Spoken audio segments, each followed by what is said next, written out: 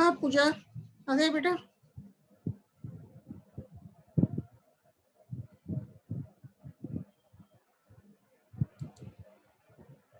हाँ, आपसे बात करेंगे अभी साइकस का। आपके कोर्स में जो है आप स्लाइड कट भी करते हो। साइकस की बात चल रही थी, तो आज किसकी बात करेंगे? Anatomy of the leaflet. तो आपको प्रैक्टिकल में क्या देते हैं? साइकस की लीफलेट देते हैं। तो लीफलेट बिना देते हैं तो अपन साइकस की लीफलेट का कट करते हैं वर्टिकल सेक्शन या ट्रांसफर सेक्शन। और जब साइकस की लीफलेट का अपन ट्रांसफर सेक्शन कट कर लेते हैं तो साइकस की लीफलेट को अपन किसमें अभिरंजित करते हैं? किसमें अभिरंजित करते हैं? सेफिनिन में अभिरंजित करते हैं। और सेफिनिन में अभिरंजित करने के बाद लीफलेट को ग्लिसरीन में माउंट करके अपन माइक्रोस्कोप की सहायता से देखते हैं तो क्या पाते हैं, क्या दिखता है अपन साइकस की लीफलेट का। बेटा पहले तो ये डायग्राम बनाएंगे। This diagram shows the transfer section of the leaflet of cycas. ये अपन स्पॉटिंग कॉपी में बनाएंगे और जो मेन कॉपी है उसमें दोनों डायग्राम्स आएंगे। TS of the leaflet of Cycas, cellular diagram also. तो अपन देखते हैं when we cut the vertical section of cycas leaflet तो क्या देखते हैं? The leaflet shows a distinct midrib and the wings, the margins of the leaflet are curved। जो margins हैं साइकस की leaflet के जो उपांत हैं वो curved हैं, वो are curved downwards and inwards in Cycas revoluta. So in outline it appears as flying bird। तो अपन साइकस की लीफलेट में क्या देखते हैं? Epidermis, epidermis, hypodermis, mesophyll, transfusion tissue, संचरण ऊतक, वेस्कुलर बंडल, संवहन बंडल। तो एपिडर्मिस साइकस की लीफलेट में कैसी है? ए thick layer of cuticle surrounds the thick walled single layer of epidermis and the stomata are confined only to the lower epidermis and are greatly sunken as in Cycas revoluta having a substomatal cavity below it। मतलब cycas revoluta में जो stomatas हैं, रंध्र हैं, वो निचली epidermis में ही पाए जाते हैं और स्टोमेटाज धसे हुए होते हैं, संकन होते हैं और सिंगल लेयर ऑफ एपिडर्मिस पाई जाती है जिसको कि क्यूटिकल कवर करती है। इसी प्रकार है hypodermis. It is present below the epidermis and it is sclerenchymatous in nature। It is several cells thick in the midrib region। Now the mesophyll। तो mesophyll की हिंदी क्या है? पर्ण मध्योतक। Beneath the hypodermis, mesophyll is differentiated into palisade layer towards the upper side and spongy parenchyma towards the lower side। मतलब mesophyll पर्ण मध्योतक hypodermis के नीचे पाई जाती है। आप देख रहे हो हाइपोडर्मिस के नीचे पाई जाती है और मीजोफिल खंभ ऊतक पैलिसेड टिश्यू, पैलिसेड लेयर व स्पंजी पैरेन्काइमा में, स्पंजी टिश्यू में विभेदित होती है। ठीक है, तो बोथ का मतलब है the palisade layer and spongy parenchyma are rich in chloroplast। Palisade layer में व स्पंजी पैरेन्काइमा में क्लोरोप्लास्ट पाए जाते हैं। The palisade tissue of Cycas leaflet remains continuous even in the midrib, for example in Cycas revoluta, or it is absent in Cycas circinalis from the midrib portion। The spongy parenchyma in Cycas leaflet has many intercellular spaces। अब बात करते हैं transfusion tissue in cycas leaflet, संचरण ऊतक। तो आइडर side of the centripetal metaxylem of midrib bundle and somewhat connected with it are present two colorless small group of tracheids like elongated parallel cells called transfusion tissue। It extends up to the margin of the leaflet. Now the vascular bundle in the midrib is single vascular bundle. It is mesarc. मतलब cycas की leaflet में देखो बेटा middle में एक vascular bundle पाया जाता है. This vascular bundle is surrounded by bundle sheath. और ये कैसे होता है? This vascular bundle is mesarc. The metaxylem centripetal xylem is fan shaped and is towards the upper side. The protoxylem points towards the lower side. In diploxylic vascular bundle below the protoxylem, there are present a few layers of tracheids, the centrifugal xylem. तो देखो ये कैसा है, इसमें centripetal xylem भी पाया जाता है और सेंट्रीफ्यूगल जाइलम भी पाया जाता है किसमें? साइकस लीफलेट में. ये अच्छी तरह दिखाओगे आप. वेस्कुलर बंडल है, vascular bundle is surrounded by bundle sheath. और डायग्राम में बताओगे सेंट्रीपिटल जाइलम व सेंट्रीफ्यूगल जाइलम. तो सुनना, in diploxylic vascular bundle below the protoxylem there are present a few layers of tracheids, the centrifugal xylem. This centrifugal xylem may be primary or secondary in origin. Below the xylem is present a large patch of phloem and cambium is present. तो अपन क्या देख रहे हैं? Vascular bundle has a definite and thickened parenchymatous bundle sheet. So on both the lateral sides of the xylem, there are present few accessory transfusion tissue cells. ये आपको दिख रही है transfusion tissue. मैं एरो घुमा रही हूँ. Transfusion tissue cells which run transversely from the midrib to the near of margin of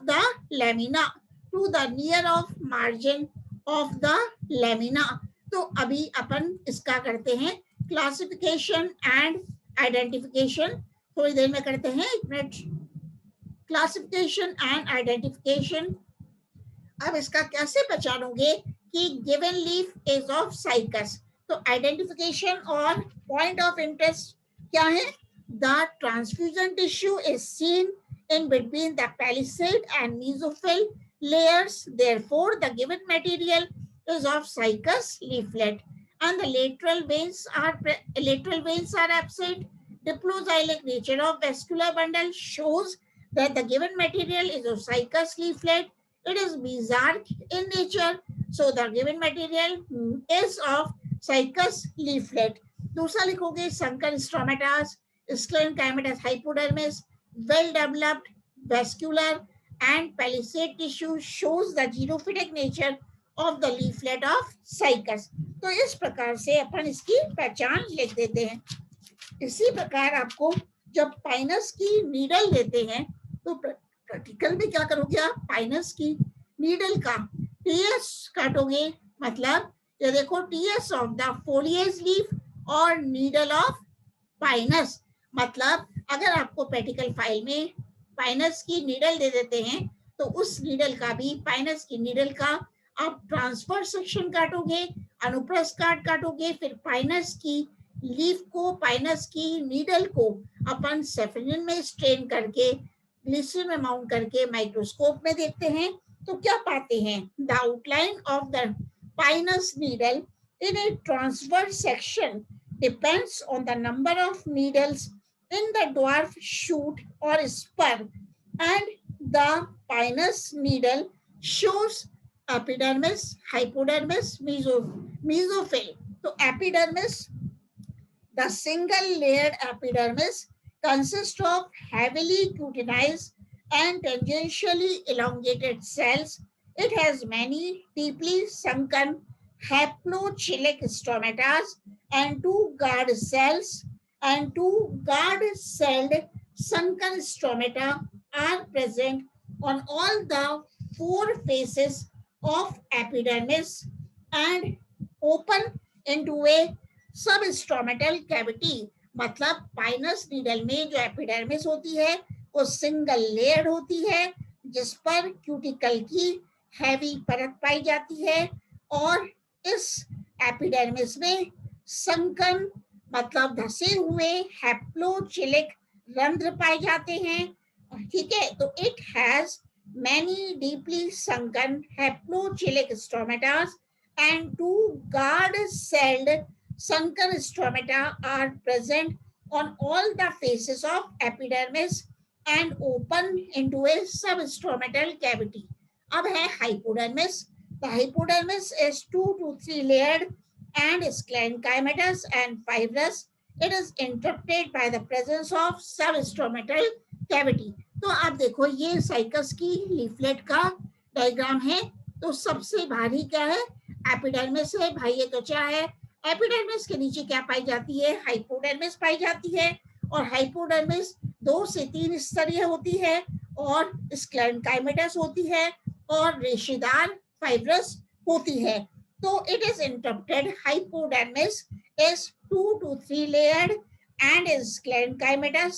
It is interrupted by the presence of substomatal cavity. इसी प्रकार मीजोफिल कैसी है पाइनस नीडल में? The parenchymatous mesophil is not differentiated into palisade and spongy tissue. बेटा जो mesophyll है पर्ण मध्योतक है वो पाइनस की नीडल में पैलिसेड टिश्यू में व स्पंजी टिश्यू में विभेदित नहीं होती and mesophil consists of thin walled cells containing a large number of chloroplasts and starch grains. mesophil में पाइनस की नीडल की पर्ण मध्योतक में थिन वॉल्ड कोशिकाएं पाई जाती हैं और इन कोशिकाओं में क्लोरोप्लास्ट व स्टार्च कण पाए जाते हैं। तो these thin walled cells have bag like enfoldings of cellulose projecting into their cavities. Beneath the hypodermis there are a number of resin passages in the mesophil. अब बात करते हैं एंडोडर्मिस की। तो endodermis is conspicuous, consists of a layer of barrel shaped cells. Endodermis Pinus needle में किसकी बनी होती है? धूल आकार कोशिकाओं की बनी हुई होती है। तो endodermis is conspicuous and it consists of a layer of barrel shaped cells with Casparian thickness on their radial walls. It is followed by a many layered parenchymatous pericycle. Now the vascular bundle in Pinus needle. अब Pinus needle में संवहन pool कैसा दिखाई देता है? तो within the pericycle there are two vascular bundles. The T-shaped thick wall transfusion tissue separates the vascular bundles. Vascular bundle in Pinus needle is conjoined, collateral and open. The xylem directed towards the inner side and phloem directed towards outside. The protoxylem is situated towards the adaxial side. अब अपन कैसे पहचानेंगे कि it is the spinous needle? तो अपन identification और point of interest practical copy में लिखेंगे। तो क्या लिखेंगे? In the mesophil region the resin ducts are seen. mesophil वाले क्षेत्र में पर्ण मध्योतक वाले क्षेत्र में resin ducts दिखाई देती हैं and the mesophil is undifferentiated and polygonal cells show enfoldings. There are two conjoined, collateral and open vascular bundles. The transfusion tissue is made up of albuminous cells and parenchymatous and tracheidal cells. Parenchymatous and tracheidal cells. And the empty stomatic condition is present. So, due to the presence of these structures or these features, the given material is of Pinus needle. अब Pinus needle के xerophytic characters भी लिख देंगे। Pinus needle के xerophytic characters क्या हैं? मरुद्भिदीय लक्षण, narrow acicular form of the leaf. दूसरा है लीफ पे थिक क्यूटिकल पाई जाती है, presence of thick cuticle, sunken stomata, धसे हुए रंध्र पाए जाते हैं, and amphistomatic nature. Thick and sclerenchymatous hypodermis is found in folded bag-like mesophils. Mesophyll cells are there. Peculiar transfusion tissue, simple vascular bundle, presence of resin ducts, and these characters show the xeromorphic nature of the pinus needle. अब अपन study of reproductive structures करते हैं। तो जानते हैं Pinus कैसा है, is monoecious and the male and the female strobili are formed on different branches of the same plant of the current year. तो अपन male cone, Pinus में मेल कोन का सेक्शन काटते हैं। तो ये देख रहे हो आप, LS of the mature male cone, Pinus में मेल कोन का एलएस काटते हैं, लॉन्जिट्यूडनल सेक्शन काटते हैं, और फिर इस मेल कोन को, मेल स्ट्रोबिलस को अपन किसमें स्ट्रेन करते हैं, अपन किसमें अभिरंजित करते हैं, इन सैफरिन में अभिरंजित करते हैं, और ग्लिसरीन में माउंट करके अपन पाइनस के मेल कोन की स्टडी माइक्रोस्कोप में करते हैं। तो male cone, microsporophylls and microsporangia in Pinus.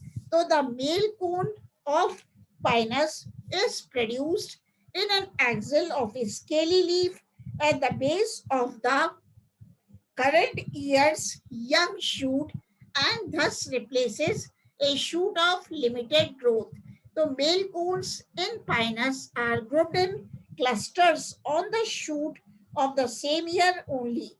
At the basis of the male cone, there is an involucre consisting of a number of small imbricate scales.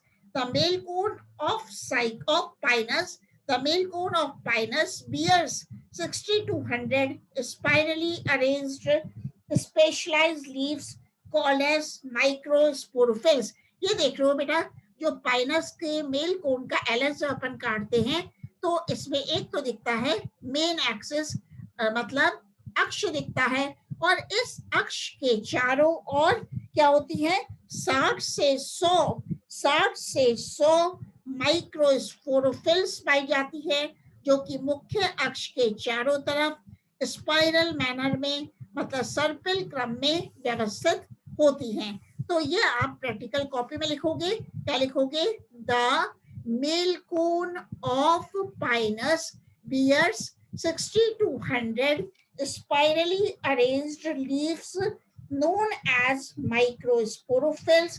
मतलब Pinus needle की बात नहीं, Pinus के male cone का जो अपन LS काटते हैं तो अपन को क्या दिखेगा, पाइनस के मेल कोन के एलएस में अपन को दिखेगा 60 से 100 60 to 100 माइक्रोस्पोरोफिल्स मुख्य अक्ष के चारों ओर सर्पिल क्रम में व्यवस्थित होती हैं, and each microsporophyll has an expanded triangular central part and stalk-like base. Terminal part projects into a tip. On the abaxial side, each microsporophyll bears two ovoid pollen sac or microsporangia on its lateral side. ये देखते हो कि मतलब जो अपन देखते हैं LS of the mature कोन। अब है माइक्रोस्पोरोफिल, ये देखो माइक्रोस्पोरोफिल है, ये जो दिखाई गई है आपको, और ये है माइक्रोस्पोरेंजियम। तो इसको भी आप बनाओगे। अब क्या कर रहे हैं, on the abaxial side each microsporophyll bears two ovoid pollen sacs or microsporangia on its lateral side. ये दिखाया गया है आपको, कितने होते हैं pollen sacs, 2 pollen sacs होते हैं और 2 pollen sacs present हैं। तो ये वाला मैंने बोला है, the microsporangial wall consists of 4 layers The central archosporial tissue forms a number of microspores after meiosis. अब बात करते हैं LS of the male cone. The centrally located cone axis bears microsporophyll. Spirally arranged microsporophylls are scaly, triangular, and expanded with stalk like base. मतलब microsporophylls जैसे कि बताया LS में, ये जो माइक्रोस्पोरोफिल्स हैं, लघु बीजाणु पड़ है, वो सेंट्रल एक्सिस के चारों तरफ स्पाइरल क्रम में व्यवस्थित होती हैं. And the sterile apophysis and fertile lower part are well distinct on cone. Each microsporangium has walls, and in the microsporangial cavity winged microspores are found. मतलब each microsporangium has walls, and in the microsporangial cavity winged microspores are found. फिर आप microspore के बारे में लिखोगे तो prepare a temporary amount of microsporangium and microspores of pinus and draw their diagrams. Laboratory में क्या करते हैं अपन, पाइनस के माइक्रोस्पोर्स ले लेते हैं और उसकी टेम्परेरी स्लाइड प्रिपेयर करते हैं. कैसे करते हैं, पाइनस के माइक्रोस्पोर्स को अपन सेफ्रिन में स्ट्रेन करते हैं, तो उसके बाद ग्लिसरीन में माउंट करके माइक्रोस्पोर को अपन लेबोरेटरी में माइक्रोस्कोप में देखते हैं. तो होल माउंट मेथड क्या है, बस ये कर लेते हैं. Put the microsporophyll abaxially and separate out microsporangium, then rupture it and separate the microspores with the help of needles in the laboratory. On the slide, put some safranin and mount in glycerine and observe under the compound microscope. Large number of microspores can be seen with the following characters. Means the microspore is surrounded by a 3-layered wall. Second, the exine is heavily cuticularized and found only on one side of the microspore, and exoendine or middle layer cover the rest of the spore. It projects outwards into 2 large balloon-like air sacs or wings. The endine is very thin. तो वापस एक बार बात कर लेते हैं. Whole mount method क्या है laboratory में? Put the microsporophyll abaxially and separate out in the laboratory the microsporangium of pinus, then rupture it and separate the microspores of pinus with the help of needles in the laboratory. On the slide, put safranin and mount in glycerine and observe it under the compound microscope. So the large number of microspores can be seen with the following characters. The microspore is surrounded by a 3-layered wall. The exine is heavily cuticularized and found only on one side of the microspore, and exoendine or middle layer covers the rest of the spore. It projects outwards into 2 large balloon-like air sacs or wings. The endine is very thin. So this is the practical of